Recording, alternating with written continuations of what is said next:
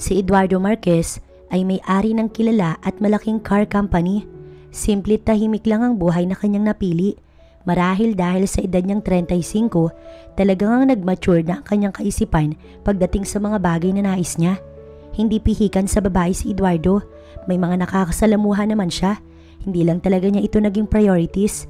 Ngunit ngayong kailangan na talaga niyang magkapamilya, ay inisip na niya ang pagpasok sa isang relasyon. Relasyon na hindi pang isang gabi lang o pang isang buwan lang. Nais niya totoong pamilya na makakasama niya. Bukod sa nakikiusap na ang magulang niya, ginusto na rin naman talaga niyang mag-asawa. Si Tiffany ang babaeng nakikita niyang makakasundo niya sa buhay. Elegante ito at marunong sa negosyo. May pinagsamahan na rin naman sila nito. Ngunit sa hindi inaasahang pangyayari, ang balak sana niyang proposal para kay Tiffany na bulilyaso ng isang hindi niya kilalang babae dahil nalunok nito ang singsing na nakalagay sa wine glass at ang babaeng ito ang yayanig sa mundo niya dahil sa madadawit siya sa trouble na kinasasangkutan nito. Ating alamin ang buong kwento. Mr. Marquez, handa na po ang... Hindi niya na hinintay makatapos sa sinasabi ang kanyang sekretarya. Cancel all my meetings. Si Toby ba? Nakausap na yung mga staff na gumago sa isang client? Sabihan mo si Toby na hindi ako nagtotolerate ng judgmental sa company ko, lalo na ang mga asal hayop. Mahigpit na billing niya. And also, si Toby muna yung paharapin mo sa ibang appointments ko. Yes sir. Kandautal pa yung sekretary niya dahil sa seryoso niyang ekspresyon. Sa totoo lang, kanina pa kasi mainit ang ulo ni Eduardo dahil sa nalaman niya na ang ilan sa mga staff niya sa ibang branch ay hindi maganda ang ginawa sa kliyente. Umalis na siya sa office. May lunch date siya with her mom at ilang araw na itong nagre-request at ngayon na lamang niya mapagbibigyan kaya naman hindi na siya maaaring magdahilan ng maraming ginagawa. Kaya kahit may mga mahalagang meetings, nagawa niyang ipa-cancel for her mom. Iho, I'm glad that finally you're here. Kala ko kasi hindi ka na naman pupunta at magdadahilan ka na naman. Natatawa pa ang kanyang ina. Sorry mom, super busy lang at hindi ko ma-handle ang schedules ko. Napasulyap siya sa kanyang ama na nagsisimula ng kumain. Hey dad, what's up? Pangangamusta niya. Buhay pa rin naman, ikaw ba? How's your company? Maayos ang takbo, ako ang nag-handle eh. Pagyayabang pa niya bago napangisi. Mag-ama nga talaga kayo. Alam mo ang daddy mo, ganyan din magbuhat ng sariling upuan. Lihim silang natawa ng dad niya na sila lang ang nagkakaintindihan. So nasa ng GF mo? Sabi mo sa amin may pakakasalan ka na. Sabi na nga ba't itatanong ito ng mami niya? Tiffany is busy right now. May photoshoot siya sa Germany kaya bukas pa yung dating niya. At bukas na bukas, aayain ko na siyang magpakasal. Well, hindi namin inaasahan na si Tiffany rin talaga yung magugustuhan mo, iho. Why? Because you told us na hindi naman kayo magkasintahan. Para bang nag-i-enjoy lang kayo sa benefits na nakukuha nyo sa isa't isa. Well, I guess, she's a nice woman. Ayoko lang na hindi maging maayos ang marriage mo. Gusto namin na maayos yung babaeng makakasama mo at dapat malapit din sa amin. Don't worry, she's elegant. Galing sa edukadong pamilya. You know her dad, pati background ng family ni Tiffany, right? Tumango ang kanyang ama. But son, I just want you to know na hindi ako nagbe-base kung elegante ba siya o hindi. It always the good heart. Mas prefer ko yung may mabuting kalooban, hindi ang estado ng isang tao. Ang pagiging mayaman, hindi lisensya para pumasa sa akin. You know me, kapag may nakita kong hindi magandang asal, sinisit ako, kaya sabihan mo yung magiging asawa mo. I'm your mother, and I want what is good for you. Yes mom, thanks. Ayan, nagsalita na si mami mo. Wala na akong sasabihin. Natatawa ang kanyang ama. Well, hindi ako mag-a-adjust sa mapapangasawa mo, kundi sila dapat ang mag-a-adjust at makisama sa magiging biyanan nila. Hindi ako mahirap makasundo. And also, don't buy ring. May bibigay ako sa'yo. Gusto ko, yun ang gagamitin ninyong singsing. Yun ay ang singsing namin ng daddy mo. Tumango na lamang si Eduardo dahil hindi niya maaring kontrahin ang kanyang mami. Hindi ka ba talaga magtatanda? Inambahan si Winter ng kanyang tiyo na si Jack. Minsan ka lang pumunta dito pero ginaganito mo pa ako. Simula nung 10 taon ako, kinulong mo na ako dito hanggang mag-23 ako. Ano bang ginawa kong kasalanan? Bakit hanggang ngayon nandito pa rin ako dito? Luhaan si Winter. Dahil hindi ko makuha yung yaman na iniwan ng mga magulang mo. Kapag nakuha ko na lahat, tsaka ako gagawin ng huli kong plano. At iyon ay ang patayin ka, Winter. Wala dapat makakaalam na tinago ko yung bunsong anak na tagapagmana ng mga Hidalgo. Ako yung dapat na makakuha sa mana na yun. Dahil pinamana yun ni Papa sa walang yakong kapatid na ama mo. Hindi ako papayag na ikaw naman ang tumamasa ng yaman na dapat ay akin. Naiintindihan mo ba, Winter?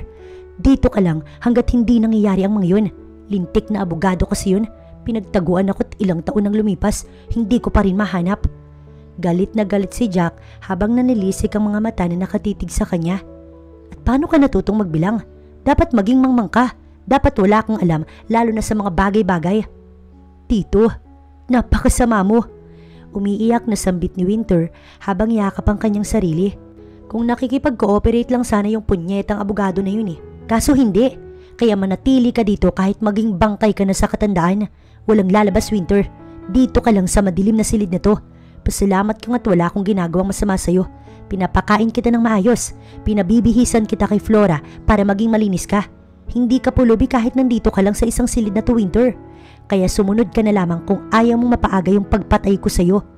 Banta pa nito na mas ikinatakot ni Winter.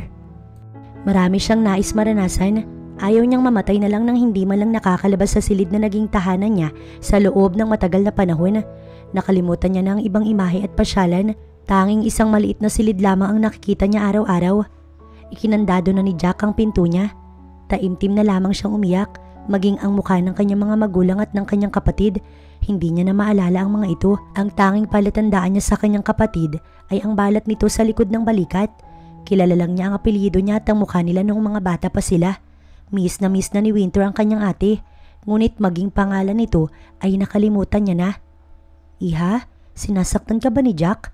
Awang-awa si Flora sa kalagayan niya, ngunit wala naman itong magawa dahil pinagbantaan ni Jack na papatayin ng mayordoma kapag tinraidor nito ang tito niya. Hindi naman po niya ako masasaktan kasi kailangan pa niya ako. Papatayin lang naman ako ni tito kapag nakuha niya na ang lahat. Manang ayokong mamatay na hindi nararanasan ng mga bagay na kinukwento mo. Winter, nakahanda na ako. Nakapagdesisyon na ako. Sa tagal ng pananatili mo dito, hindi ko na kaya. Kaya ngayong gabi, itatakas kita, Winter. Nanlaki ang mata ni Winter sa sinabi ni Flora. Hindi makapaniwala si Winter. Paano mo po ko maitatakas, Manang Flora? Mapapahamak ka po, tsaka ayoko madamay ka. Manang wala naman po kung hiniling na gawin mo yan. Ang pagtuturo mo sa akin sa pagbilang at pagbasa, sapat na para magkaroon ako ng kaalaman sa masamang binabalak ni Tito. Matanda na ako, Winter. Pabayaan mo na ako mawala dahil bilang na rin naman ang itatagal ko sa mundo. Tumanda na ako sa trabahong to at sawang-sawa na ako makita na nagdurusa ka. Kaya makinig ka sa aking mabuti. Susubukan kong nakawin ang susi ni Jack sa pinto palabas. Alam kong magiinom siya ngayong gabi dahil nagpabili siya sa akin.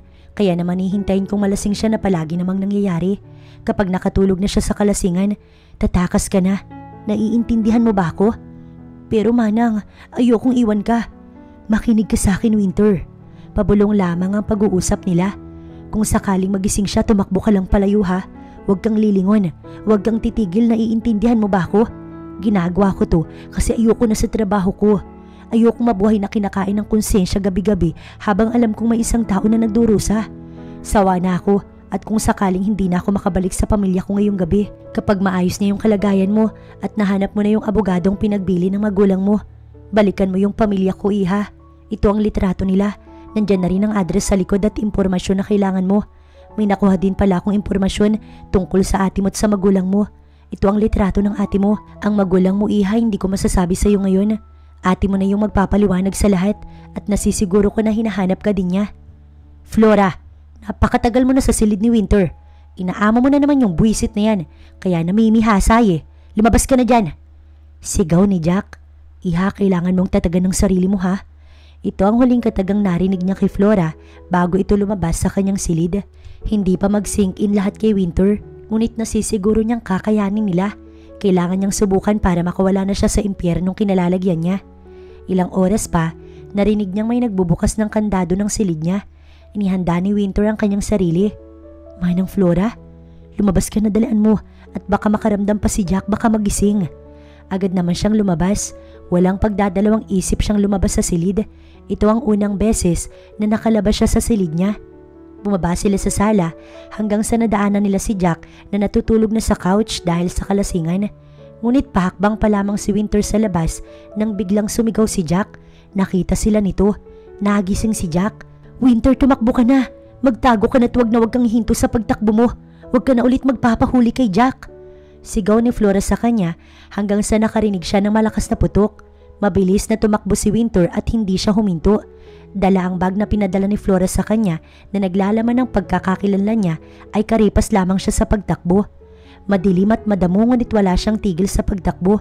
Nakakita siya ng truck kaya agad siyang pumara. Tulungan niyo ko, parang awa niyo na tulungan niyo po ko. Agad naman siyang pinasakay ng dalawang matandang mag-asawa kaya nakampante na si Winter. Kinabukasan, maagang nagising si Eduardo. Bago kasi siya mag-set ng dinner mamaya para kay Tiffany, kailangan niya makipag-meeting. Naligo na siya at nagbihis. Hindi na nag-aalmusal pa si Eduardo dahil wala naman siyang chef sa kanyang bahay. Wala din naman siyang kasambahay kaya sariling galaw talaga siya. Ang mga damit naman niya, pinapalaundry niya every week. Kahit pa nag-offer na ang kanyang ina na maghahanap ito ng kasambahay para sa kanya, ay tinanggihan niya ito. Sanay na kasi siya sa sariling kilos niya at hindi umaasa sa ibang tao, kaya naman ayaw niyang may kasambahay. Nadala na rin kasi siya dahil ang huling kasambahay na nakapasok sa bahay niya, pinagnakawan lamang siya. Matapos lamang magayak ni Eduardo, umalis na siya ng bahay. Mahalaga ang bawat minuto niya at ayaw niyang sinasayang yun sa mga walang kwentang bagay. Samantala ang dalagang si Winter naman, binaba ng mag-asawa sa isang bayan. Hindi makapaniwala si Winter na natakasan niya na ang kanyang salbahing tito. Kaya mo na ba dito, iha? May deliver pa kasi kami ng gulay namin. Baka masira kami sa pagbabagsakan namin kapag nagtagal pa kami. Kapag may gustong kumuha sa'yo o nais kang gawan ng masama, nandoon banda yung police station. Maaari ka nilang matulungan. Ang matandang babae ang nagpaliwanag sa kanya. Pero wala po akong kakilala dito. Nasaan po ba tayo? Naguguluhan si Winter. Nasa Manila tayo, iha. Tulog ka kasi kagabit, mukhang pagod na pagod ka kaya hindi ka na namin inabala. Inaasahan namin na dito rin yung gawin mo sa Manila dahil akala namin may kakilala ka dito. Mauna na ho kayo. Sapat na po yung nakalaya ko. Sige ho, maraming salamat.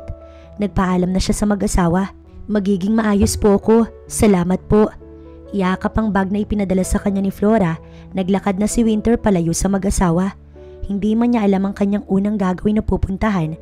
Naglakas loob lamang siyang lumakad ng lumakad. Kahit saan siya dalhin ng mga paa niya, nasisiguro niyang magiging maganda ang resulta. Ayaw niyang humingi ng tulong sa mga taong hindi naman niya kilala dahil natatakot siyang baka samantalahin lang ng mga ito ang kanyang kabaitan, gaya na lamang ng kanyang tito. At isa pa, may trauma pa si Winter kaya natatakot pa siya. Nagugutom na si Winter, kaya naman nangihina na talaga siya. Ngunit paano siyang kakain kung wala naman siyang pera kahit piso? Naupo na muna siya sa isang gilid. Napapagod na kasi siya sa kakalakad. Habang nakatingin sa mga taong masayang kumakain, natatakam si Winter. Wala siyang muwang sa panibagong mundo, kaya paano niya maayos ang kanyang sarili? Si Flora lamang ang taong nakasama niya sa mahabang panahon at ngayon wala na ito. Sa tingin niya'y patay na si Flora dahil binaril ito ni Jack. Ate, gusto mo ba? Natigilan siya sa malalim na pag-iisip nang may batang gusgusi na lumapit sa kanya. May inaabot itong tinapay sa kanya. Busog na po ako. Sa inyo na po itong tinapay na nahingi ko sa babae kanina. Malinis po ito kahit na madumi po ako. Nahabag ang kalooban ni Winter. Sigurado ka ba? Nasaan ba yung mga magulang mo? Naupo ang bata sa tabi niya. Wala na po akong magulang eh. Patay na po sila simula nung bata pa ako. Tumakas lang po ako sa bahay ampunan kasi inaaway po ako ng mga batang kasama ko. Parehas pala tayo.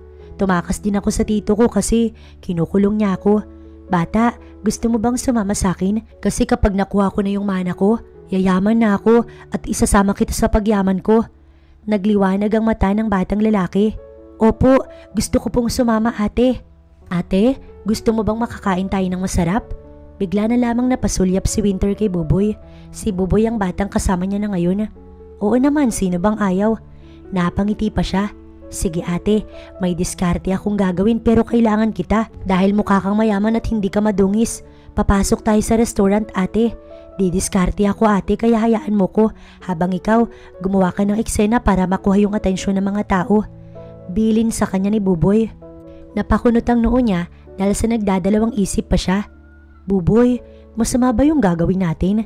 Ate, kailangan natin na may makain at ito lang ang paraang naisip ko. Kapag mayaman ka na, ibabalik na lang natin ate. Ayos ba?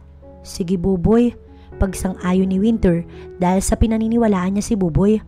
Tara na ate, may alam ako restaurant na maraming kumakain na mayaman. Hinila siya ni Buboy. Napahinto sila sa tapat ng isang magarang restaurant.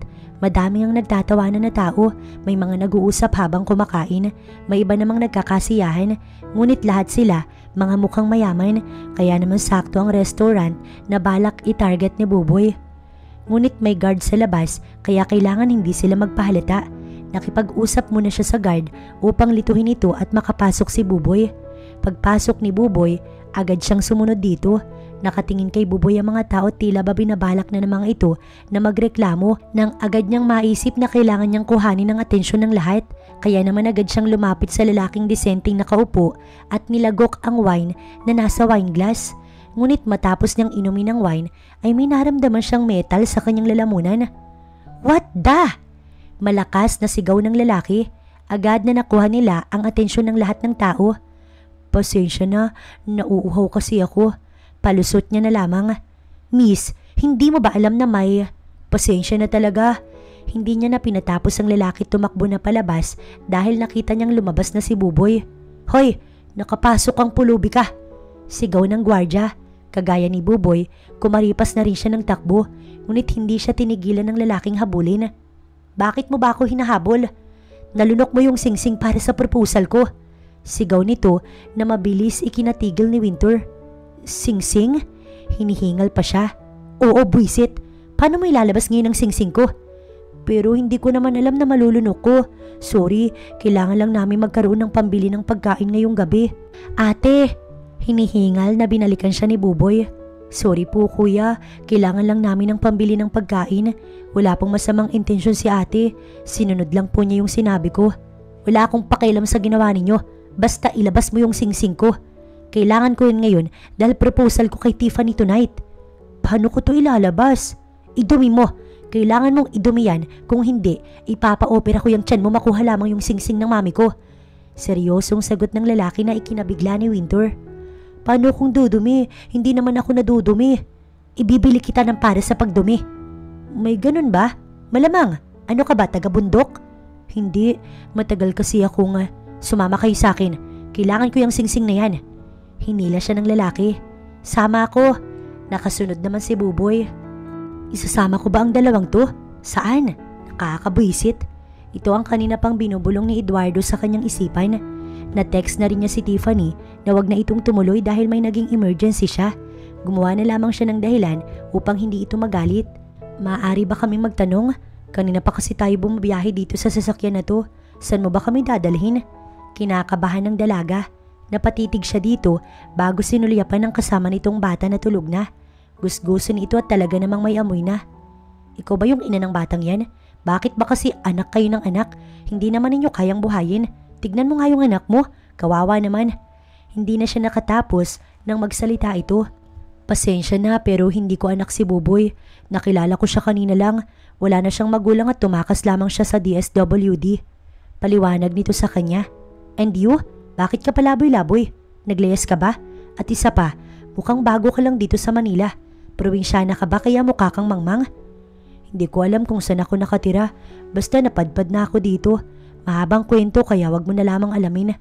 Ipapapulis ko kayo kapag niloloko nyo ko. Baka modus ninyo to. Hindi po. Natakot ang dalaga. Ayoko nang makulong kaya maawa ka naman po. Fine. Napabuntong hininga siya. Sumasakit yung ulo niya sa dalawang to. Anong pangalan mo? Winter po. Kabado niyang sagot. Okay, Winter. Kailangan ko yung singsing na nalunok mo. Kailangan mong idumi yung singsing na yan. Kahit nandidiri ay wala siyang choice. Kapag hindi mo na idumi, kailangan mo magpa-opera para na rin sa safety mo. Sa ngayon alam ko naman na wala kayong tutuluyan, kaya sa bahay na muna kayo. Lumiwanag ang mukha ni Winter sa kanyang sinabi. Napakabait mo naman pala. Sinusungitan niya ito pero mabait pa rin ang tingin nito sa kanya.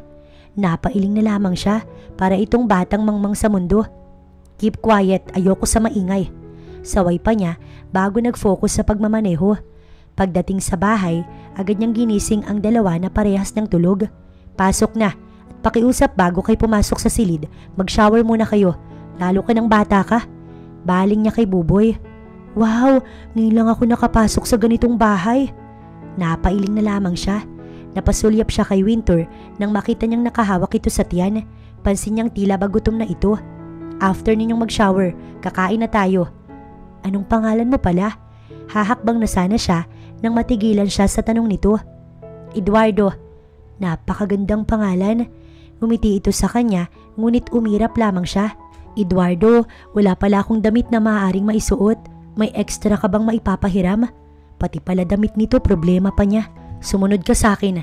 Utos niya bago pumasok na sa bahay. Nagtungo siya sa kanyang closet. May naiwan kasing damit si Tiffany sa kanyang bahay. Eto isuot mo. Palagi ko naman magkasing katawan lang kayo. Salamat ulit. Lumabas na ito ng silid. Napahilamos na lamang sa mukha si Eduardo dahil pakiramdam niya, trouble lamang ang hatid ni Winter. Imbis kasi na nakapag-propose na siya kay Tiffany, eto siya't problemado sa singsing na nalunok ni Winter. Nasa banyo si Winter dahil pinapaliguan niya si Buboy. Buboy, kahit ngayong gabi lang, nakatulong ang singsing sa atin kasi naman kung hindi ko yun nalunok, sa kalsada tayo matutulog. Ate, may alam naman akong tulugan. Sa malapit sa barangay tayo matutulog sa mga court po kasi mas safe doon kesa sa kalsada. Paliwanag ni Buboy. Sanay ka talaga sa ganoong buhay? Nakakatawa ka naman, ngunit sa kabilang banda, mas nakakaawa ako kasi ikaw, nararanasan mo lahat. Ako sa isang silid lang nakakulong sa mahabang taon. Napakasama naman ng tito mo ate, ipapulis kaya natin siya? Hindi na, baka mahanap niya lang ako. Hindi ko bibiguin si Manang Flora. Hindi ko sasayangin ang sakripisyo na ginawa niya para sa akin. Lahat ng ginawa ni Tito, babalik sa kanya kapag nahanap ko na yung ate ko. Puro sigido si Winter na hanapin ang kapatid niya. Nagtataka lang kasi siya na kung yung ate niya ba yung nag-handle sa company kaya hindi ito makuha ng tito niya o ang attorney ng ama niyang may hawak sa lahat. Mangmang man sa ibang bagay ay kahit paano namulat si Winter sa kasamaan ng tito niya sa paliwanag na rin ni Flora. At isa pa'y hindi siya pinabayaan ni Flora na maging mangmang sa lahat. May mga bagay na bago sa pandinig niya pero may mga bagay na nasabi na sa kanya si Flora. Ate, natulala ka na po. Bumalik siya sa kanyang diwa. Sorry Buboy, sige na, magbihis ka na't maliligo naman ako. Matapos niyang maligo, bumaba na sila ni Buboy. Nadatnan nila si Eduardo na tapos na sa paghahanda ng dinner. Maupo na kayo. Utos nito bago napasulyap sa kanya. Hindi kita maaaring painumin ng para sa persahang paglabas ng singsing. Kumain ka na lang ng marami, Winter. Hindi pa man din ito sinasabi, nagsimula na talaga siyang kumain. Gutom na gutom silang dalawa ni Buboy, kaya wala silang sabi-sabing nilantakan ng pagkain. Matapos kumain, busog na busog silang dalawa ni Buboy. Ngayon lang ulit ako nakakain ng masarap. Tuwang-tuwa si Buboy. Palagi naman masarap pagkain pero mas nagkalasa ngayon. Segunda niya bago napasulyap kay Eduardo na nagliligpit na. Tulungan na kita Eduardo. Pinapasok niya na si Buboy sa silid. Hindi na ako nang bahala dito. Sige na, tutulungan na kita. Nahulog ang hawak niyang baso kaya naman nagulat siya at hindi malaman ang dapat na gawin kaya dinampot na lamang niya ang basag na baso. No, ako na masusugatan ka lang. Saway ni Eduardo. Gusto ko lang tumulong. Pasensya ka na, hindi ko sinasadya. Sabi kasi ni Tito, wala nang libre ngayon kaya kailangan may gagawin ka para sa isang taong tumulong sa'yo. Natataranta si Winter. Winter, relax, kaya ko na to. You don't need to help me. Humihinahon ang boses ni Eduardo kaya naisip niyang hindi naman ito galit. Ngumiti siya at ito iniwan. Ayaw matulog ni Winter sa silid kaya naman sa couch na lamang siya humiga. Winter, what are you doing there? Hindi kasi ako komportable sa silid. Pakiramdam ko, makukulong lang ako kaya dito na lang sana ako kung ayos lang. Ah, sige. Ito lamang ang naging sagot ni Eduardo bago siya iniwan. Napabuntong hininga si Eduardo para kasing may something kay Winter. Kanina pa siya hindi makatulog kakaisip sa sinabi nito na hindi ito komportable sa silid dahil ayaw nitong makulong muli. Napailing na lamang siya bago bumangon. Naisip kasi niya na wala itong kumot. Malamig pa naman. Hindi naman siya masama para hayaan na lamang itong lamigin. Ngunit pagbaba niya, nakita niya itong kahiga lamang sa couch. Saan ka galing? Takang tanong niya. Nagulat pa ito nang siya ay makita. Gusto ko lang sabihin na ayos na yung problema mo. Naidumi ko na yung singsing. Hindi na ako kailangang operahan gaya ng sinasabi mo. Nilinis ko na din at nilagay ng alkohol. Pasensya na talaga. Napakamot pa ito sa ulo. Napabuntong hininga siya. Mabuti naman, ayos na. Mahirap kapag naoperahan ka pa eh. Sa susunod kasi mag-iingat ka. And don't you dare to do it again. Oo, pasensya na talaga Eduardo. Hahanap na kami ng matinong trabaho ni Buboy habang hinahanap ko yung ate ko. Ate mo? Biglang pumasok sa isipan ni Eduardo na at some point baka maaari niya itong matulungan. Tell me the information, ako nang bahalang magpahanap sa ate mo. At about sa trabaho, sa tingin ko may naisip na ako. Kailangan kong helper dito sa bahay. Baka pwede ka na. Anong gagawin ko? Takang-taka ito. Maglilinis, mga gawaing bahay, Winter. Hindi ko alam kaya sana ituro mo sa akin. May mga bagay na hindi pa ako alam. Pasensya ka na ha. Hindi ako bobo. May mga bagay lang na hindi ko alam kasi hindi ko pa naman nararanasan. Paliwanag nito na ikinairap ni Eduardo. May dapat ba ako malaman tungkol sa'yo at kung sino ka talaga, Winter? Hindi na kailangan. Madadamay ka lang kaya wag na. Ayokong may mamatay na naman dahil sa akin. Mamatay? Bakit? Simula 10 taon ako, nakakulong na ako sa isang silid kaya hindi ko naranasan kahit pumasok sa school. Napabuntong hininga ito. Tinakasan ko lang si Tito at sana hindi niya ako mahanap. Sana makita ko na yung ate ko para mahanap ko na si attorney. Hinahabol ka ng tito mo for money? Nagigets niya si Winter.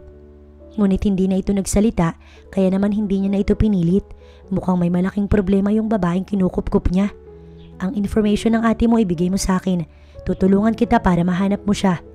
Tumango na lamang ito. Hindi niya na kinulit pa si Winter kaya naman iniwan niya na ito upang makapagpahinga na ito. Kinabukasan, maagang gumising si Winter. Ganoon din naman si Buboy na masarap naman ang tulog sa malambot na kama. Ate, aalis na ba tayo sa bahay ni Kuya? Buboy, inalok niya ako ng trabaho. Tinanggap ko na kasi wala naman tayong titirahan kung aalis tayo dito. Sinabi niya rin na tutulungan niya ako mahanap si ate. Kaya Buboy, kaunting tiis na lamang. Ate, lagi nang masarap ang pagkain natin. Oo naman Buboy. Natutuwa si Winter. Buboy, mabait naman si Eduardo, sadyang mukha lang seryoso. Alam mo, nalulungkot ako na dahil sa atin kaya hindi siya nakapag-propose sa mahal niya.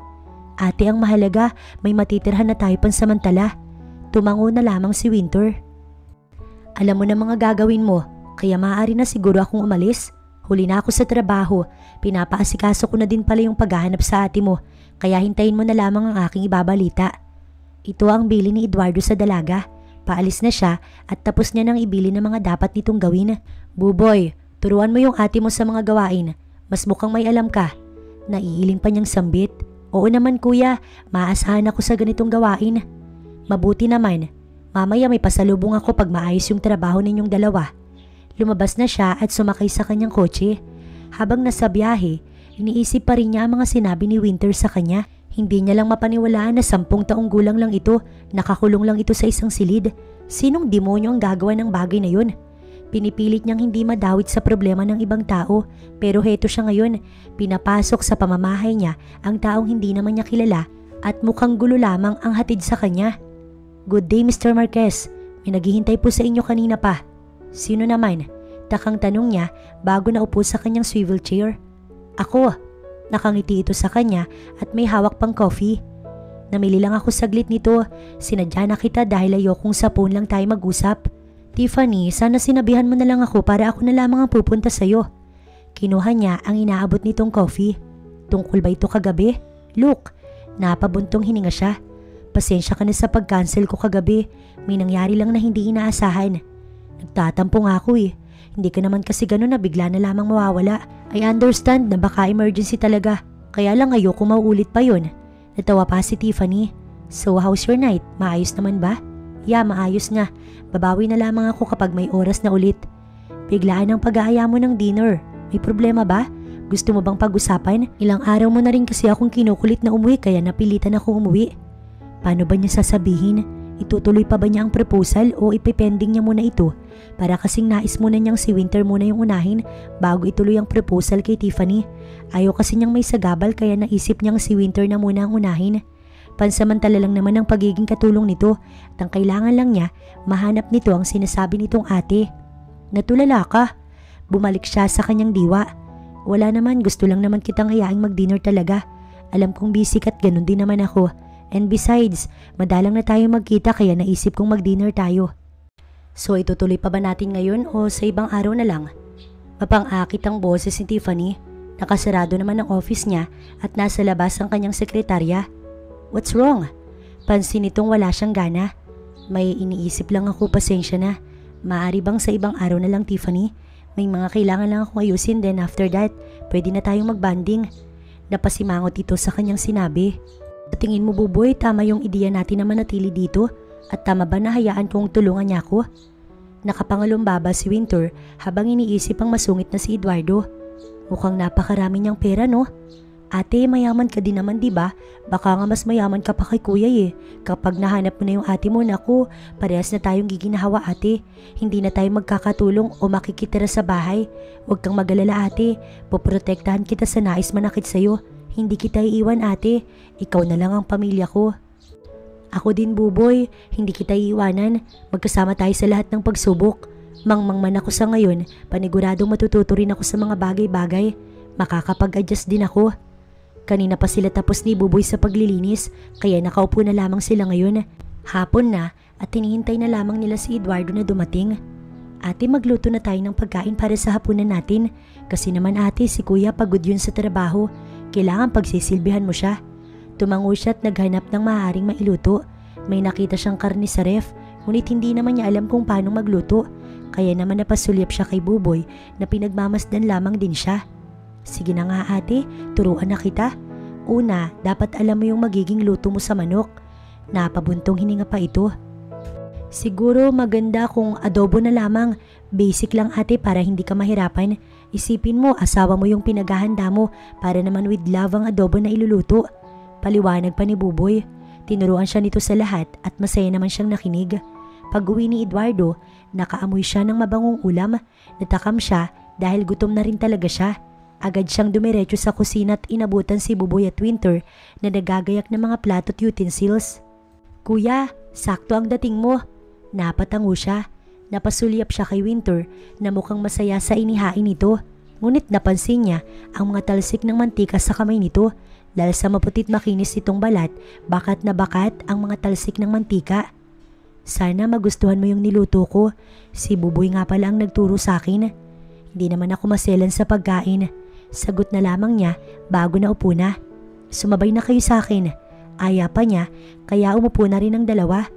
Oo nga pala, nagluto ako with love. Sabi kasi ni Buboy, mas masarap kapag sinamahan ko ng love. At inisip kong asawa kita, kaya sa tingin ko masarap yan. Nasamid si Eduardo, agad siyang uminom ng tubig upang mawala ang bara sa lalamunan. Kuya, hindi kasi ganun kalalim ang alam niya sa love, kaya pagpasensyahan mo na yung ate ko. Ako din nagsabi sa kanya na isiping asawa ka niya. Uto-uto si Ate Winter, kaya wag mo na lamang pansinin ang sinabi niya. Si Buboy na ang nagpaliwanag sa kanya. Napairap na lamang siya bago ipinagpatuloy ang pagkain. After kumain, hindi na muna niya pinaakyat sa silid si Winter. Hindi kasi niya matiis sa mga paso nito, kaya kumuha siya ng first aid. May ointment siyang nilagay sa mga naging talsik nito. Salamat Eduardo. Alam mo sana, marami pang tao yung kagaya mo na mabait sa kapwa nila. Nasasabi mo lang yan kasi hindi mo pa naman ako kakilala. Hindi ako mabait. Ayoko lang maging kargo di konsensya ko pa kung hahayaan ko kay ni Buboy. Paliwanag naman ni Eduardo. Hindi ka pa ba aakyat? Kanina pa nakatanaw sa kawalan si Winter, kaya naman nagsalita na siya. Matapos kasi niya itong lapatan ng ointment ay nagpahangin na muna ito. May tanong lang ako Eduardo. Humarap ito sa kanya bagong umiti, ngunit napansin niyang may luha ito na patuloy ang pag-agos. Ganito pala ang pakiramdam ng makalaya ka. Nakakaranas ka ng mga bagay na hindi mo pa nararanasan, mga bagay na ipinagkait sa akin. Hindi siya kumibo at pinagmasdan lamang ang dalagang taimtim na umiiyak. Ito yung unang beses na nakapagluto ako. Unang beses na may nakausap akong ibang tao. Lahat ng nararanasan ko ngayon, hindi ko naranasan noon. 10 taon ako, kinuha na lahat sa akin. Ikinulong ako sa madilim na silid na walang ibang makikita kundi pader lamang. Halos mabaliw ako araw-araw. Sino ba ang taong gumawa sa'yo ng bagay na yun? Gusto mo bang pagbayarin siya? Magagawa ba niyang ibalik ang lahat? Sa tingin ko, walang kwenta kung pagbabayarin ko pa siya. Nais ko na lamang na tumigil na si Tito sa kasamaan niya at humingi ng tawad sa mga ginawa niya sa akin. Sana tigilan niya na ang panggugulo sa akin. Tito mo yung may gawa ng mga bagay na yun? Naku, yung bigla ni Eduardo ang kanya mga kamao. Hindi ko alam pero napakasarap barilin ng tito mo sa ulo. Dapat lang na makulong man lang sana siya para sa kahiyupang ginawa niya. May impluensya siya kumpara sa akin na walang alam. Hindi ko siya kayang labanan, kaya sa ngayon, pagtakbo lamang ang kaya kong gawin. Pinahid ni Winter ang luha bago ngumiti. Sapat na sa akin na makita yung ate ko at salamat sa tulong mo. Kahit paano, malaki yung pag-asa kong magkita ulit kami. Sisiguraduhin kong magkikita muli kayo at makakabalik ka sa pamilya mo. Sige na, magpahinga ka na, Winter. Ibabalita ko na lang kapag may update na. Tumango ito sa kanya bago siya iniwan. Mariing napapikit si Eduardo habang nakakuyom ang kamao. Hindi lang niya kayang ma-imagine na nagawa mismo ng tito nito na ikulong siya. Sariling kadugo na ang may gawa. Naawa siya sa sinapit ng dalaga. Napakalambing naman ito at napakabait, ngunit hindi ito nakaligtas. Natigilan sa pag-iisip si Eduardo nang may tumawag sa kanya. Agad niyang sinagot ang tawag nang makitang ang mami niya ito. Gabi na mami, napatawag ka. Gusto ko lang kamustahin ang proposal mo. Ma'am, sorry pero hindi natuloy. Napabuntong hininga siya. May nangyari kasing hindi inaasahan at may babait bata akong pinatuloy sa bahay. Bakit? Ginawa ko silang helper. Mahabang pangyayari ma'am, pero to make it short, may malaking pasanin ng dalagang to. Mami, mangmang siya sa mga bagay-bagay dahil 10 taong gulang lamang siya nang ikulong siya ng sarili niyang tito. Wait, what? Napakasama naman. Sobra. Sa ngayon mami, pansamantalang kasambahay ko siya habang tinutulungan ko siyang mahanap ang ate niya. Pinalaki kitang mabuting tao. Proud ako sa iyo anak. Kahit pa napakasungit mo, hindi mo pinabayaan ng taong yan. Sana lang hindi nila samantalahin ang kabutihan mo. Ilang araw na si Winter at Buboy kay Eduardo. Hanggang ngayon, wala pa rin siyang nakukuhang update kay Eduardo. Ngunit ayaw naman niya itong madaliin. Kaya naman hinahayaan na lamang muna niya si Eduardo ang kusang magsabi sa kanya. Sa tingin naman niya, ginagawa nito ang makakaya nito para siya'y matulungan. Kaya hindi niya naisip na magreklamo. At maayos naman ang kalagayan nila. Kaya wala naman talagang problema sa ngayon. Ate, bakit parang tulala ka? Mismo na si Kuya Pogi no? Parating na yun, baka may pasalubong na naman sa atin. Excited na sabi ni Buboy na inaasar siya nitong mga nakaraang araw. Sinasabi nito na bagay sila ni Eduardo, ngunit wala namang ideya si Winter kung gaano ba kalalim ang pag-ibig. Ang alam kasi niya, natural ang pag-ibig sa kapwa-tao. Kailangan nito upang maging maayos ang mundo. Mababaw lamang ang pananaw ni Winter, lalo't wala naman siyang experience sa mga bagay na sinasabi sa kanya ni Buboy. Lagi mo kong binibiro kay Eduardo, nakakahiya na ganito tayo sa kanya. Buboy, nais kong kumilos tayo ng tama. Naiintindihan mo ba yung sinasabi ko? Ayokong abusuhin si Eduardo sa kabaitan niya. Sapat na yung binigyan niya tayo ng trabaho at tinulungan niya tayong dalawa. Huwag na sana tayo nga abuso dahil nakakahiya ang ganoong gawain. Paliwanag niya kay Buboy at nakikinig naman ito. Tigilan mo na rin yung pangasar sa akin tungkol sa kanya kasi baka magalit lamang siya. Malaki ang pasasalamat ko kay Eduardo at nirerespeto ko siya. Opo ate, hindi na po kita aasarin kay Kuya Pogi. Baka din kasi may GF na si Kuya eh.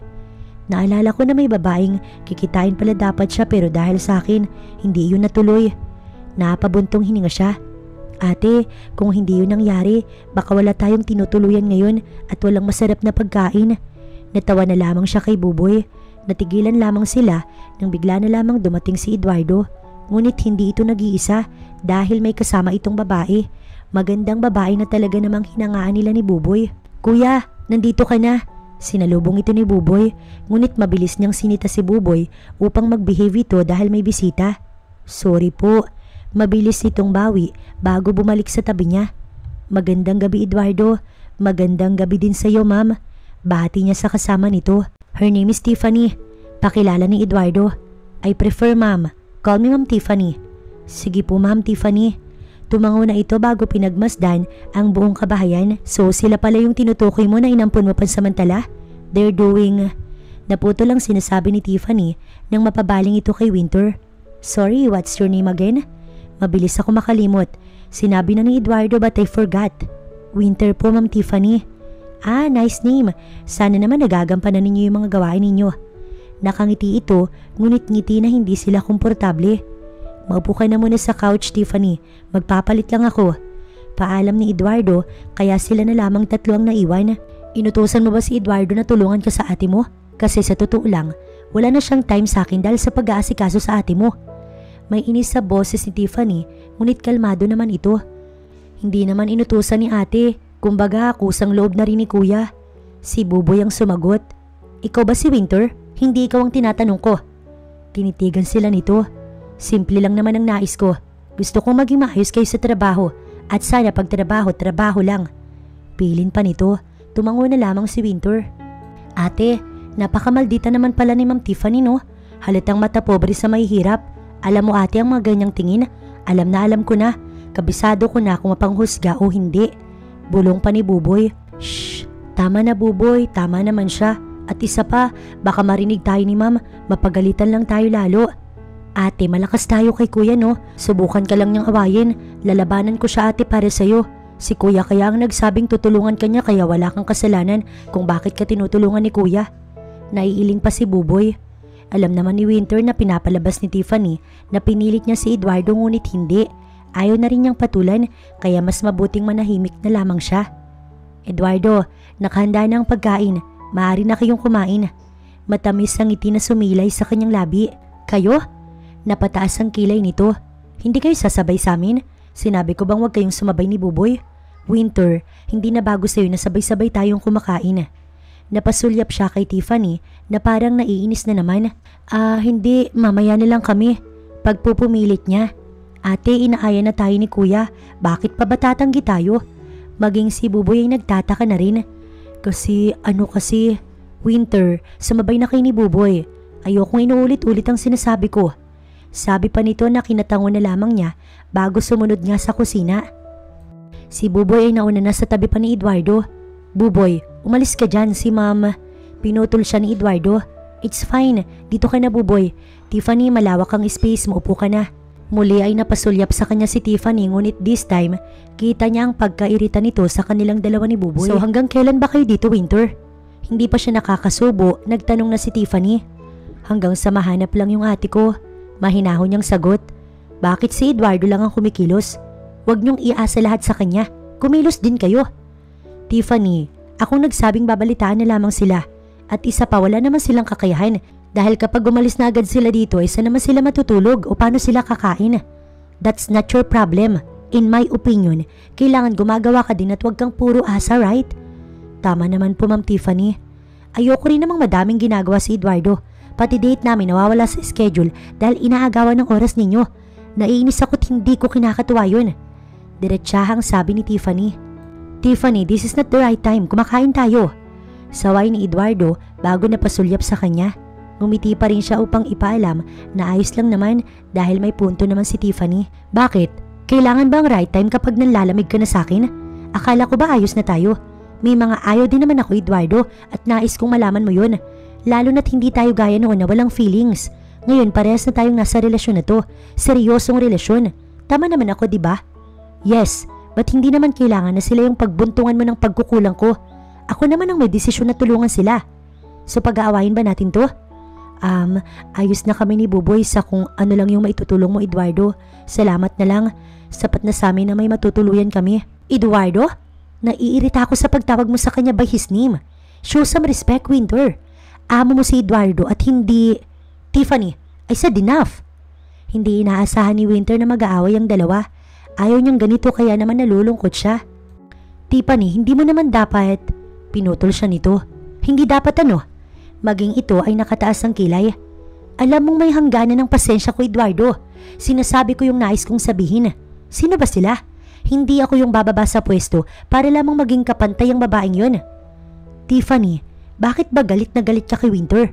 Personal na yung galit mo. Pakiramdam ko yung nagsiselos ka sa kanya. Napairap ito. Sino bang hindi?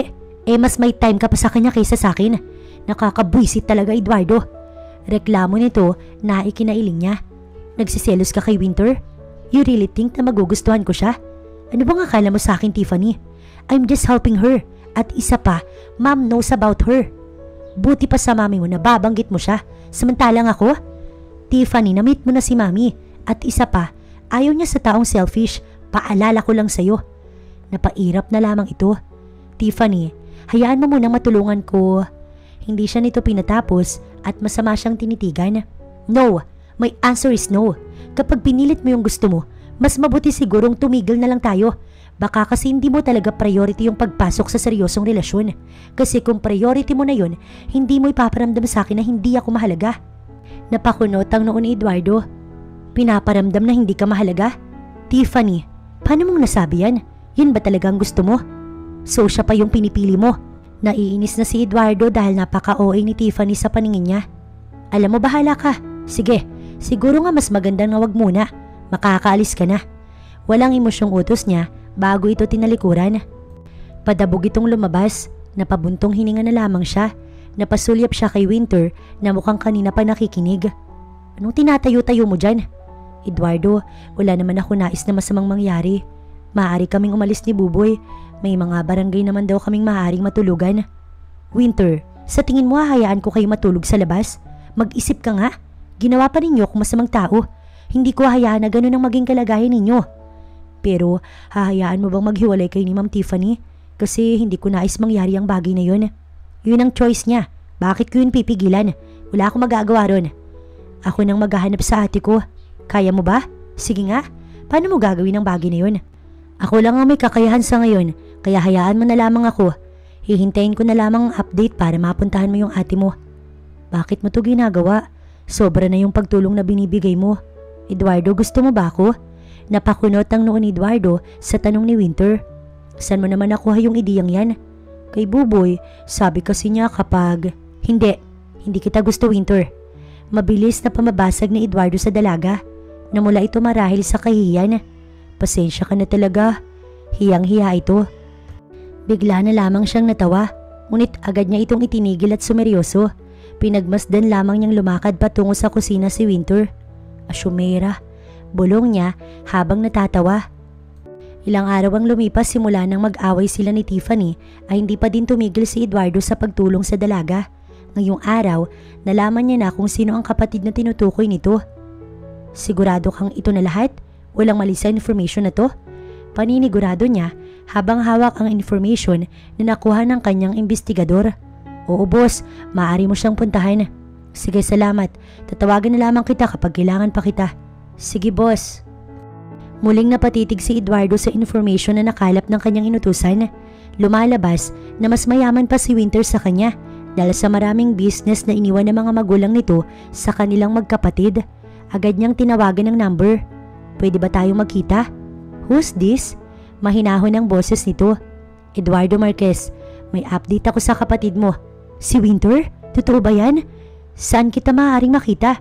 Nais ko makausap ka ngayon. Sa boses pa lang nito, alam niyang umiiyak na to. Ako ang pupunta sa iyo kaya dyan ka lang sa opisina mo. Biling niya bago'y binaba ang tawag. Nagayak na siya at binilin sa sekretarya niya na aalis muna siya. Hindi niya na hinintay ang isasagot nito dahil lumabas na siya. Mabilis lang naman siyang nakarating kung saan ang ate ni Winter. Hindi maipagkakaila na kapatid nga ito ni Winter dahil sa matatlabi pa lang nito, kita na ang pagkakahawig. Nasaan ang kapatid ko? Nasa bahay ko. Huminahon ka lang. Nais ko lang masiguro na magiging ligtas siya. Bakit? Bakit may problema ba? Ang tumangay sa kapatid mo ay ang mismong tito nyo.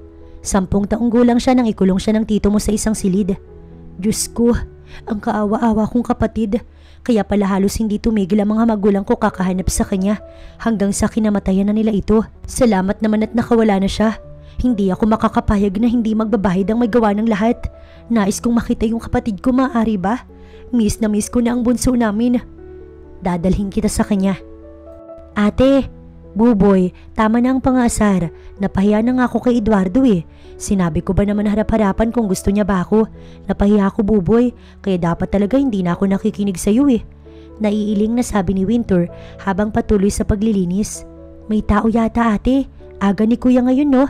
Napatango na lamang siya bago hinintay na makapasok si Eduardo. Nais niyang humingi pa ulit ng paumanhin sa sinabi niya nitong mga nakaraang araw dahil sa naisip niya. Ngunit lalapitan sana niya ito nang may babae itong kasama. Hindi familiar sa kanya ang babae, ngunit tila ba may lukso ng dugo na dumaloy sa kanya. Pakiramdam niya, konektado siya sa babaeng to. Winter? Ikaw na ba si... Natigilan ito't napahagulgol. Ikaw na ba ang nawawala kong kapatid na bunso? Agad siyang napaluha. Ikaw ang ate ko? Ikaw na ba si ate? Agad silang nagyakap. Ate ko. Walang humpay ang pag-agos ng kanilang mga luha. Ate ko, nagkita na rin ulit tayo. Miss na miss ko na kayo nila mami at daddy. Ngunit lingid sa kaalaman ni Winter, wala na ang kanilang mga magulang. Kukuhanin ko na ang kapatid ko't kasama niyang bata. Salamat sa pagtulong mo sa kanila, Mr. Marquez. Hindi ko makakalimutan ang ginawa mong kabutihan sa kapatid ko. Ako nang bahala kay Tito Jack. Sa ngayon, magse-celebrate muna kami dahil sa muli naming pagkikita. Marami siyang bagay na hindi pa alam. Sigurado kang kaya mo siyang i-handle? May mga bagay na pinagkait sa kanya ang tito ninyo. Sana magawa pa niyang mahabol ang mga nasayang na taon. Masaya ako nagkita kayong muli. Palagi sana siyang mag-iingat maging si Buboy. Napasulyap siya kay Winter na tahimik lamang. Sa tingin ko, fast learner naman si Winter kaya makakapag-adjust agad siya. Nakipagkamay siya sa atin nito. Mag-ingat kayo at sana hindi mo muna sabihin sa kanyang tungkol sa parents nyo kasi natitiyak ko mabibigla talaga siya at malulungkot kapag nalaman niya ang nangyari sa mga magulang ninyo. Mukhang napalapit na sa iyo ang kapatid ko. Huwag kang mag-alala, hindi ko muna babanggitin ang tungkol sa bagay na yun. Salamat ulit sa pagtulong sa kapatid ko ha. Babawiin naman namin ang mga panahon na nasayang. Nagpaalam na ito kaya tumango na lang siya. Hindi niya na nais pang ihatid ang mga ito dahil para bang may kakaiba lamang siyang nararamdaman. Parang may nag-uudyok sa kanya na pigilang umalis si Winter. Ayaw niyang magpatuloy ang nararamdaman niya kakaiba kaya mas mabuting umalis na ito sa puder niya. Si Tiffany ang dapat na inaasikaso niya. Hindi niya dapat ito hinayaang umalis. Ngayong nasa maayos naman ang kalagayan ni Winter, makakapag-focus na siya kay Tiffany. Wala na itong pagseselosan. Eduardo? Natigilan siya sa malalim na pag-iisip nang marinig ang garalgal na boses ni Winter. Napasulyap siya dito ngunit wala siyang sinabi. Eduardo, gusto ko lang magpaalam sa iyo. Alam mo, napakalaki nang naitulong mo sa amin ni Buboy. Kung hindi dahil sa iyo, baka nasa kalsada kami ngayon at namamalimos ng pagkain. Kahit palagi kang masungit, nakita ko yung kabaitan mo at sana magkaayos na kayo ni Tiffany. Sana hindi kayo maghiwalay dahil lang sa pinili mo kong tulungan. Magpapaalam ka lang bakit naiiyak ka pa? Mamamatay ka na ba?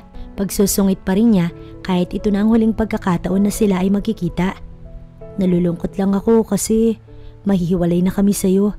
Sana alagaan mo yung sarili mo, Eduardo. At sana magkita pa tayong muli.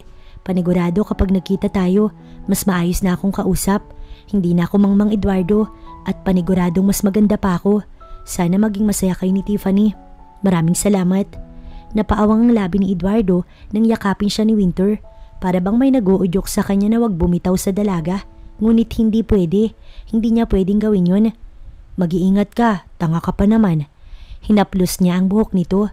Huwag ka na magpapakita sa akin, Winter, dahil baka kung ano lang kabaliwan ang magawa ko. Hindi kita makakalimutan. Salamat din. Salamat kasi pakiramdam ko. Naging bagong tao ako dahil sa'yo. At salamat dahil nadagdagan ng pasensya ko dahil sa'yo. Natawa pa siya. Sige na, hinihintay ka na ng ate mo. Mag-iingat kay ni Buboy. Ikaw din, Eduardo. Kumalas na sa pagkakayakap si Winter at tuluyan na itong umalis. Ma'am, eto na po yung report na pinapakuha mo. Sa table ko na lang please. Salamat, May. Ngumiti siya bago binaba ang coffee na sinisimsim niya habang nakatanaw sa bintana ng building na kanyang pagmamay-ari. Sapat na kaya ang 2 taon na pamamalagi ko dito? Sapat naman na siguro ang natutuhan ko.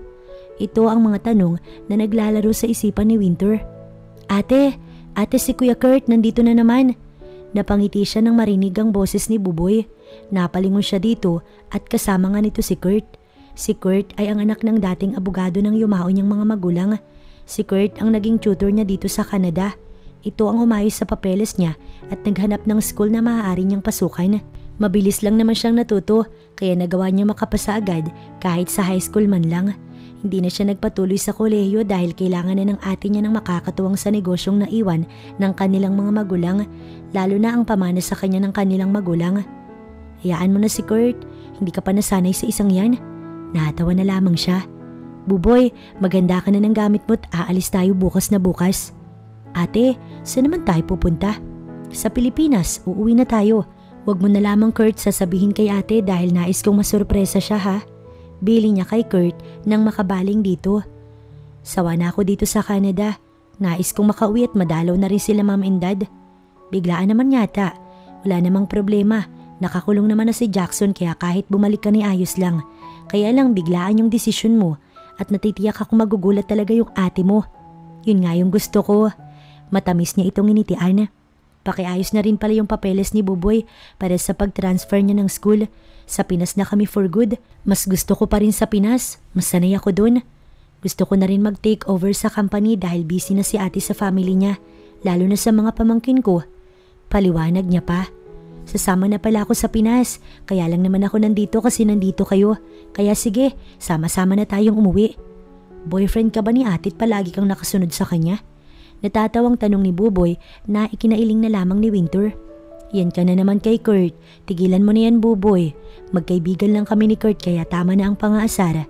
Sus, ate, sa tingin ko kaya ayaw mong pansinin si Kuya Kurt kasi si Kuya Eduardo ang gusto mo. Umiiyak ka pa nga ng ilang gabi nung umalis tayo. Nagre-request ka pa nga sa ate mo na bumalik na lang tayo kay Eduardo. Pinaalala na naman ni Buboy ang bagay na yun. Napabuntong hininga siya bago sumagot. Buboy, alam mo naman na hindi pa ganun kalawak ang alam ko nun. Para akong bata na nangangapa kaya ganoon akong kumilos at magsalita. Ngayon, naiintindihan ko na mga bagay-bagay kung bakit yun nangyayari. At sa tingin ko, kasal na sila ni Tiffany. Tila ba may patalim na sumaksak sa kanyang puso? E paano kapag hindi pala sila ikinasal o hindi talaga sila nagkabalikan? Sasagot na sana siya nang magsalita si Kurt. Tigilan mo na nga yung ate mo, Buboy. Pasaway ka talaga. Napatanong na lamang si Winter sa kanyang isipan. Paano nga kung hindi na sila nagkabalikan ni Tiffany? May jetlag pa si Winter ngunit hindi niya ito ininda. Mas excited pa kasi siyang makita ang ate niya kaysa makapagpahinga muna. Stop running, anak. Sa labas pa lang ng bahay, rinig niya na ang boses ng kanyang ate. Napangiti sila ni Buboy bago pumasok. Kasama nila si Kurt at ito ang umaasikaso sa kanilang mga bagahe. Pagpasok nila, agad silang nakita ng ate niya kaya naman labis ang pagkagulat nito. Winter? OMG! Hindi ka nagsabi na uuwi ka pala. Hello, Buboy. I miss you guys. Niyakap sila nito. Mga anak, mag-bless na kay Tita Winter. Utos pa nito sa dalawa niyang pamangkin na napakakulit. I miss you, ate. Gusto kitang isurprise kaya naman nakiusap ako kay Kurt na wag nang sasabihin ang pag-uwi namin. Si Kurt pala nasa labas, inaayos yung bagahe. Mukhang ayaw ka talagang mawala ni Kurt kaya kahit saan sinusundan ka. Panunokso ng ate niya na kinatawa na lamang niya bago sumagot. Parehas kayo ni Buboy na lagi akong tinutokso sa iba. Ate, kaibigan ko si Kurt. Inirerespeto ko siya. At isa pa, wala naman akong balak pumasok sa isang relasyon. Kung meron man, hindi kasi si Kurt ang taong naiisip kong maaari kong makasama habang buhay eh. Bahagya siyang umiti. Hanggang ngayon ba, naiisip mo pa rin si Eduardo? Hindi ba't may GF na siya nung umalis ka? Malamang kasal na sila at may anak na. Wala akong balita kay Eduardo simula nang umalis tayo. Pero sa tingin ko naman kasal na sila ni Tiffany. At kapag nakita mo siya, huwag ka nang papayag na maliitin ka niya, Winter. Bilin pa ng kanyang ate. Agad naman siyang sumagot. Ate, siya nga naman talaga ako nun kaya hindi ko masisisi si Tiffany. Nakaraan na yun kaya wala akong sama ng loob. Pwera na lang kung mamaliitin pa rin niya ako ulit. That's my sister. Proud na wika ng kanyang kapatid bago siya nito inayang kumain. Buboy, dalian mo dyan at kakain na. Hayaan mo na muna ang dalawang makulit na yan. Hindi ka titigilan ng mga pinsan mo kapag pinatulan mo yan. Napangiti si Winter dahil ayos lang kay Buboy na kulitin ng mga pamangkin. Kamusta naman ang pagiging mami and daddy kay Buboy? Masaya. Legal na parte na siya ng family natin. At nais kong maging ina sa kanya kaya naman nag-decide akong kuhanin siya bilang anak ko kahit pa ate yung nakasanayan niyang itawag sa akin. Masaya ako na dumating si Buboy sa buhay ko, ate. Dahil sa kanya, may mga maganda akong memories kasama si Eduardo. Kahit pa matagal na kaming hindi nagkita, hindi ko pa rin nakakalimutan ang mga kabutihan niya sa amin. Kaya naman kung may pagkakataon na magtagpo muli yung landas namin, sana makapagpasalamat ulit ako at makamusta man lang siya. Alam mo naman kung nasan siya kaya bakit hindi mo puntahan? Wala namang masama kung mangangamusta ka lang naman, right? Pwera na lang kung napakasilosa talaga ni Tiffany at ultimo pangangamusta ipagbabawal niya. Natatawa ang kanyang ate. Napabuntong hininga na lamang siya. Hindi na siya sumagot dahil nais niya nang putulin ang topic nila tungkol kay Eduardo. Sa ilang araw na pahinga ni Winter, nag-decide na siyang simulan ang pamamasyal niya kasama si Buboy. Nakapag-enroll naman na si Buboy dahil mabilis itong inasikaso ni Kurt, kaya ngayon may oras na silang mamasyal.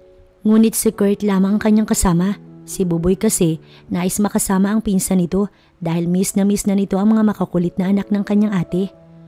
So where do you want to go? Si Kurt na ang pumutol sa nakakabing katahimikan sa kanilang pagitan. Pasensya na, wala pa akong maisip na mapapasyalang lugar. Gusto ko muna kasing dumaan sa puntod ni Mommy and Daddy. Pwede ba? Mahinahon niyang tanong. Kahit ano, Winter. Ngumiti pa si Kurt sa kanya bago nito pinaandar ang kotse. Ilang minuto lamang, narating na nila ang puntod. Hanggang ngayon, masakit pa rin na hindi niya inabutan ng kanyang mga magulang. Ito ang isang bagay na hindi niya na magagawa pang mahabol. Dahil sa kasakiman ng kanyang tito, hindi man lang niya nagawang magpaalam sa Mommy at Daddy niya. Grabe yung luhang inilabas niya nang malaman niyang wala na ang kanilang mga magulang. Ngunit nandoon naman yung ate niya upang siya'y damayan at ngayon kahit papaano nakakabawi na si Winter. Napasingap siya nang bigla na lamang siyang yakapin ni Kurt. Alam kong masakit pa rin, Winter, pero isipin mo na kailangan mong magpatuloy dahil iyon ang gusto nila. Nais nilang maging masaya ka at maging ako. Gagawin ko lahat maging masaya ka lamang. Kurt, masasaktan ka lang kapag ipinagpatuloy mo kong mahalin. Hindi magbabago yung sagot ko. Nais kong panatilihin ang pagiging magkaibigan nating dalawa dahil yun lang yung kaya kong ibigay. Mahal kita bilang kaibigan. Pasensya ka na kung sinasabi ko to Ayaw kasi kitang paasahin. Napakabuti mong tao, Kurt. Huwag mo kong alalahanin. Ipinapangako ko kay tita and tito na alagaan at babantayan kita at ang magiging pamilya mo. Alam mo, napakaswerte ni Eduardo kasi kahit na hindi mo siya nakikita, minahal mo pa rin siya. Sana nga ako na lang si Eduardo Mariin siyang napapikit. Gaya mo, Kurt, nagmahal lang din ako ng taong hindi naman ako ang gusto. Hindi rin pwede dahil mukhang may sarili na siyang pamilya. Ang nais ko na lamang, mag-focus muna sa sarili ko at sa negosyo namin. Igugugol ko na lamang yung oras ko sa pag-handle sa company para tuluyan ko makalimutan si Eduardo. Paliwanag niya rito. Matapos nila sa puntod ng mga magulang niya, nag-aya si Kurt sa isang masarap na kainan. Magkaharap sila habang namimili ng orderin sa menu nang may mapansin siyang familiar na lalaki. Naka-formal attire ito at may kasamang babae. Si Eduardo ba yun? Bulong niya. Sinong tinititigan mo? Maging si Kurt ay napansin siya. Nakita ko kasi Nagulat siya nang magyakap si Eduardo at ang babae. Agad na may tumusok na patalim sa kanyang puso. Umalis na tayo dito. What's wrong? Sapat na sa akin na makita siyang masaya sa piling ng iba. Tumayo na si Winter at ganoon din naman si Kurt. Ngunit hindi na siya nakatuloy sa paghakbang niya nang mapansin na lamang niyang nasa harapan na pala niya si Eduardo. Long time no see, Winter. Nilahad ni Eduardo ang kamay nito na agad naman niyang inabot. Umayo siya at hindi nagpahalata. Napasulyap siya sa babaeng nakaupo sa table nila ni Eduardo. Oo nga, matagal na din. Pinilit niyang umiti. Siya na ba yung bago mo? Hindi na ba talaga kayo nagkabalikan ni Tiffany? Natapik ni Winter ang kanyang bibig dahil sa masyado siyang mabilis magtanong sa mga personal na bagay. Hindi mo pa rin pala nalilimutan si Tiffany? For sure, ganoon din siya sa'yo. Napasulyap si Eduardo kay Kurt. Sino pala siya? Nice to meet you, Mr. Marquez. Family lawyer nila ako at kaibigan na rin ni Winter. Kinagagala ko makilala ka. Nakipagkamay si Kurt kay Eduardo habang si Winter ay sa babae pa rin nakatingin. She's my sister. Nakangiti si Eduardo. Do you want to join us? Nag-CR lang yung asawa niya. May celebration kasi kaya agarang dinner lang. Paliwanag ni Eduardo na nakapagpawala sa bigat ng nararamdaman ni Winter. Pwede naman. Si Kurt na ang sumagot kahit natatanggi na sana si Winter dahil nahihiya siya sa naging paghusga agad niya kanina. Lumapit sila sa table ng magkapatid. Nakangiti sa kanya ang kapatid ni Eduardo. Nice to meet you, Winter. Alam mo bang palagi kang naikukwento nitong Sumabat na si Eduardo kaya hindi na nakapagsalita pa ang kapatid nito. Kailan ka pa pala umuwi?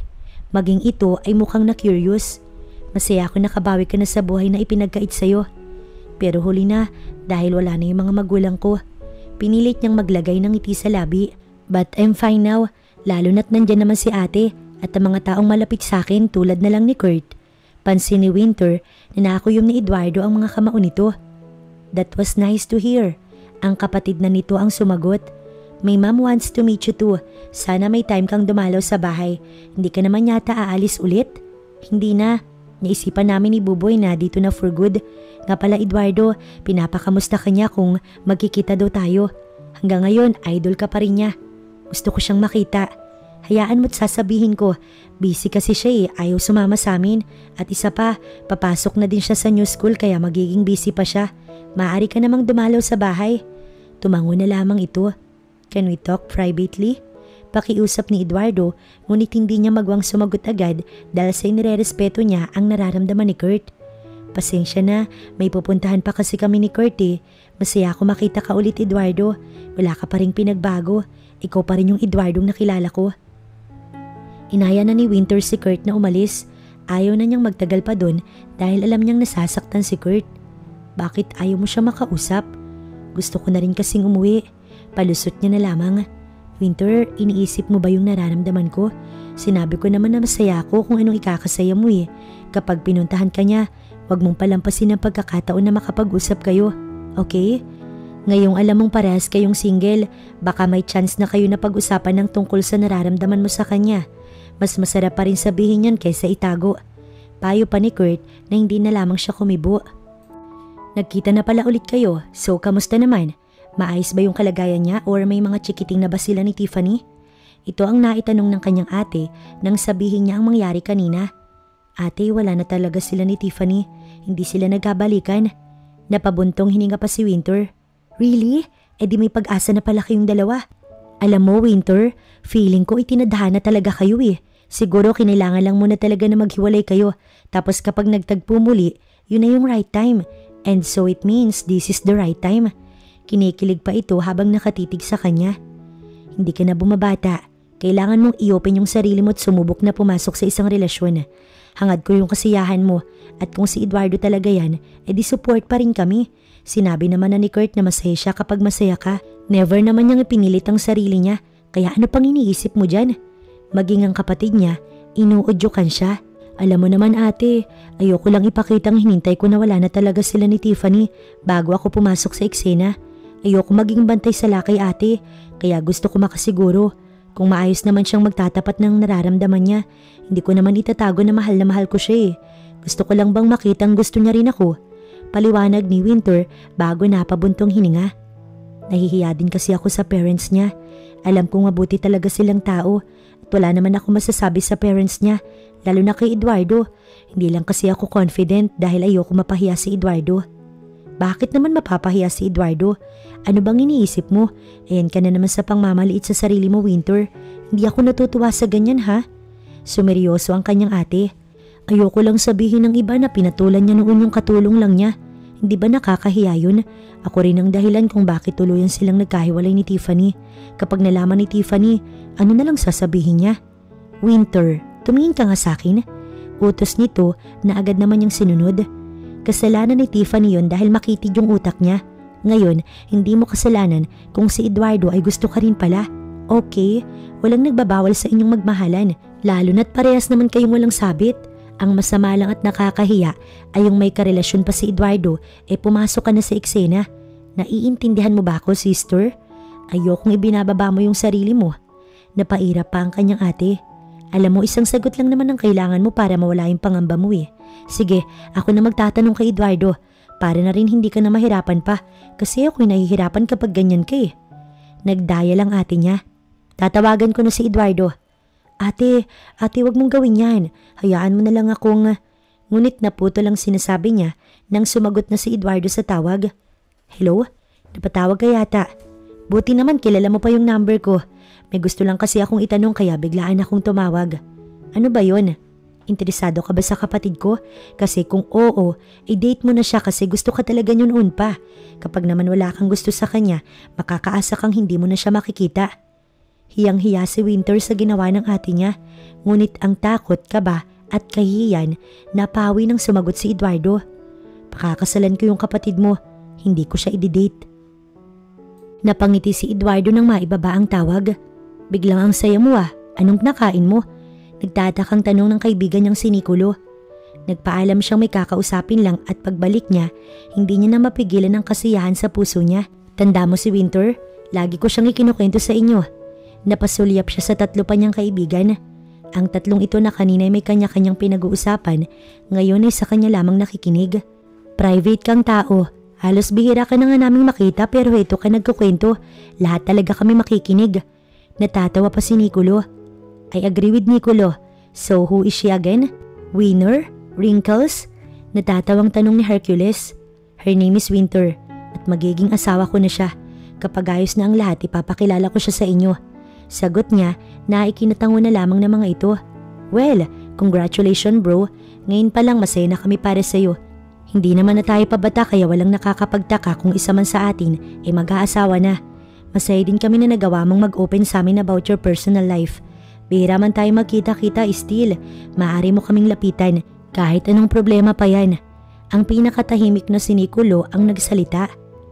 Si Nicandro, Nicolo, Hercules at Connor ang maaasahan niyang mga kaibigan. Hindi niya ito madalas makasama, ngunit solid pa rin naman ang samahan nila. So who's next? Sabihin na ninyo para naman ready na kami. Natatawang tanong ni Hercules. Not me. Mabilis ang pagdepensa ni Nicholas habang naiiling. Ayos na ako sa pakikipag-flirt. I'm not ready to settle down. Hindi rin naman si Nicandro dahil wala namang nais ko mausap sa isang yan. Mukha kasing pipi sa sobrang tahimik, nakakapanis ng laway. Si Eduardo ang nagsalita. Napasulyap na lamang si Nicandro sa kanya. Ako naman wala pa ako makilala makakapagpabago sa pananaw ko sa pag-ibig. Gusto ko sana yung mababaliw ako't mapapaluhod. Sagot ni Hercules na kinatawa nilang lahat, puwera kay Nicandro na seryoso lamang sa isang gilid. Ako naman open ako pero wala pa rin talaga eh. Si Connor naman ang sumagot. Hindi naman kasi minamadali ang pag-ibig. Tignan niyo ko, lumipas pa ang 2 taon bago kami muling nagkita. And this time sigurado na kami. Pinalakpakan siya ng mga ito na tila ba nangaasar. Corny mo na no, magkorneto ka nga. Natatawa si Nicholas para naman sa magiging asawa niya, so why not? Maging si Connor, hindi mapigilan ng pagtawa. Bro, ligawan ba mo na o kasal na agad? Si Hercules naman ang nagtanong. Baka makawala pa o maagaw ng iba, kaya kasal na agad yung iaalok ko tapos tsaka ko liligawan. Araw-gabi ang panliligaw na gagawin ko.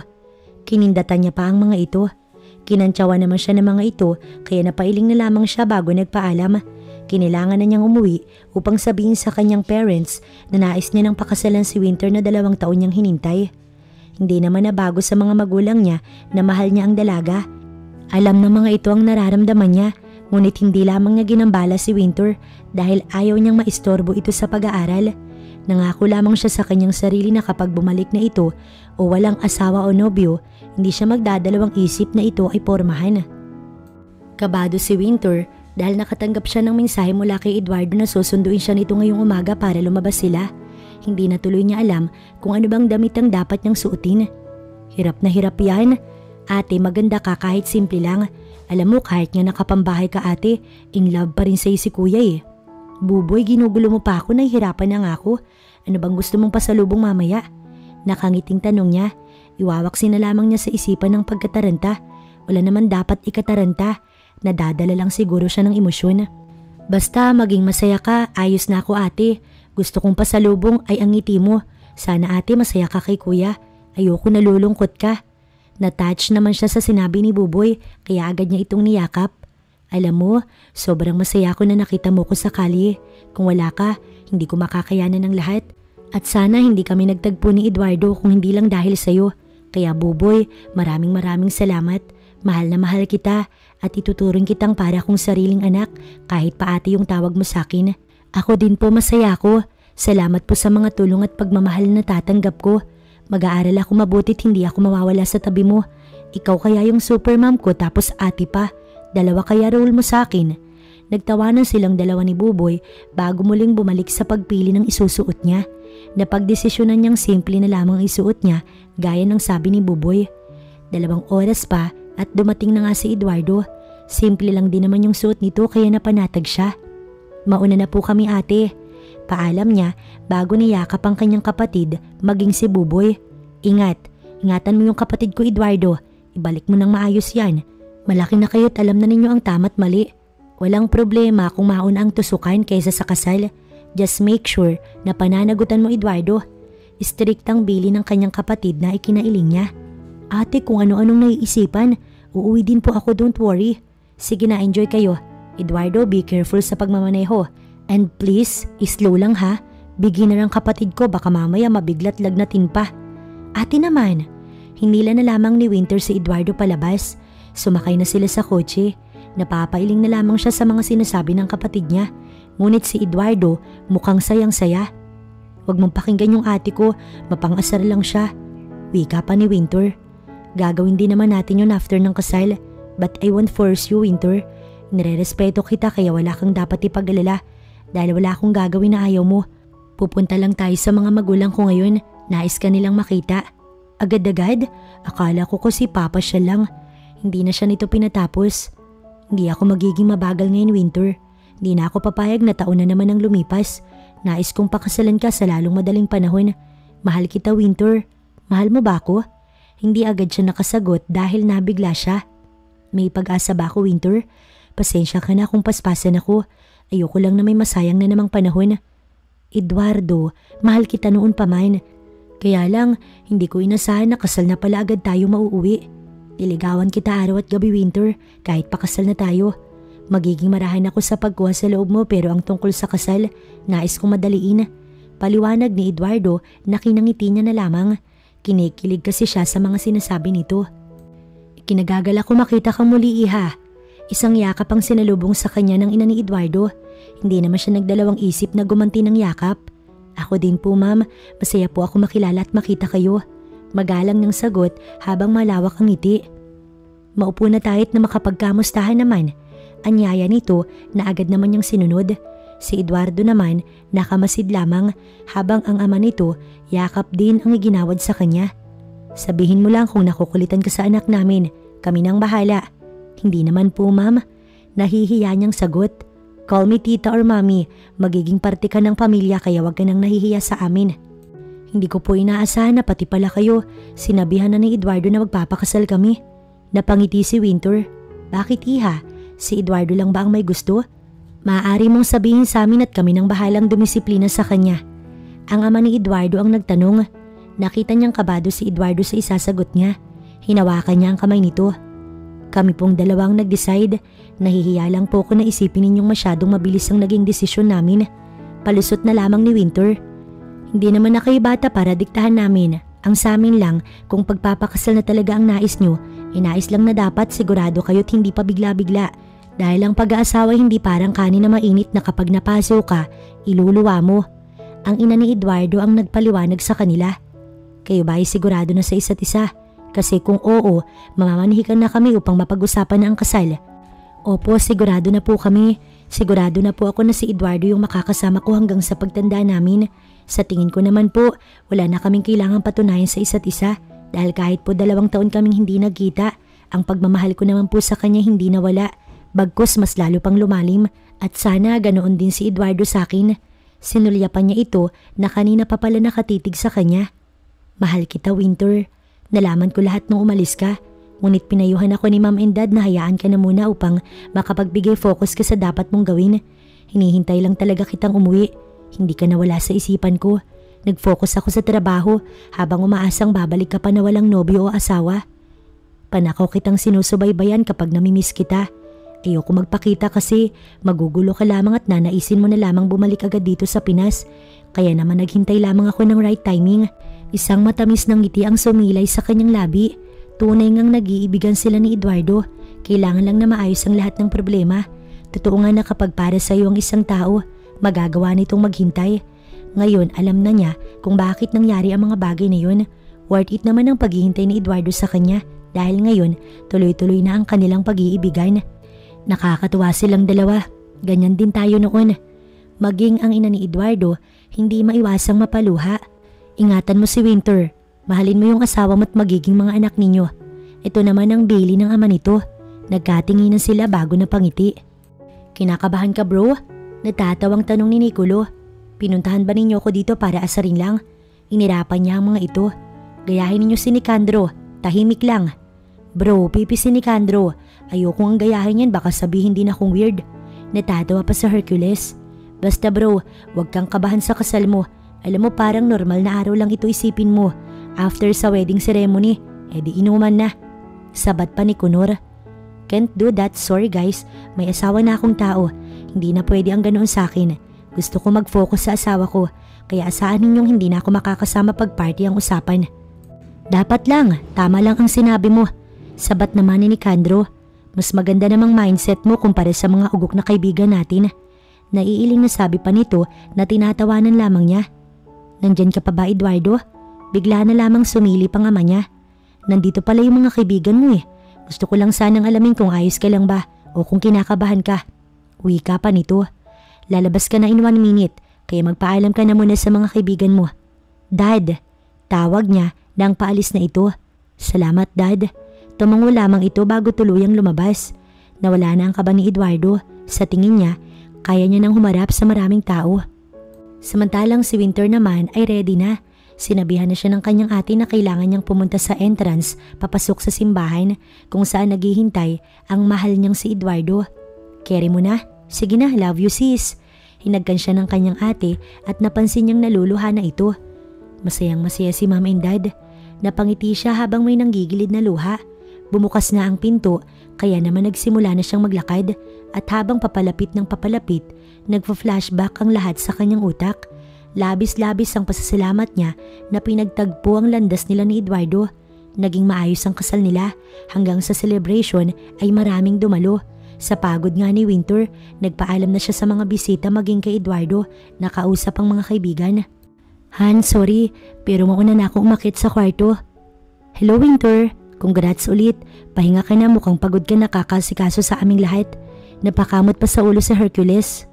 Han, sama na ako. Inirapan pa ni Eduardo ang kanyang mga kaibigan. Diyan na kayo mga betlog, mauuna na kaming magpahinga. Dito ka muna, wala kaming kasama. Han, mas gusto kitang kasama. Maktol ni Eduardo na kinangiti niya na lamang.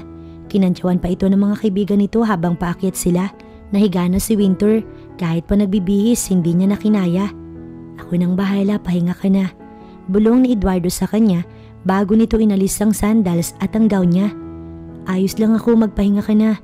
Hindi pwedeng nakagown ka pa. Hindi komportabling matulog. Salamat Han.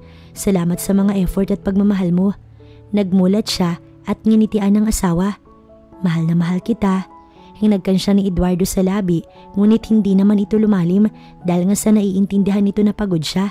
Sa ngayon, panatag na silang dalawa sa isa't isa. Alam nilang dalawa na nagmamahalan sila habang sila ay nabubuhay.